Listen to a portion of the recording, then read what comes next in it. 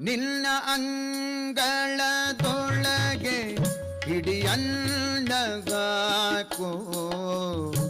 ಗನ್ನ ಶ್ರೀ ಗುರು ರಾಘವೇಂದ್ರ ಸಂಪನ್ನ. ನಿನ್ನ ಅಂಗಳದೊಳಗೆ ಹಿಡಿಯನ್ನ ಹಾಕೋ ಗನ್ನ ಶ್ರೀ ಗುರು ರಾಘವೇಂದ್ರ ಸಂಪನ್ನ. ನಿನ್ನ ಅಂಗಳದೊಳಗೆ ಹಿಡಿಯನ್ನ ಹಾಕೋ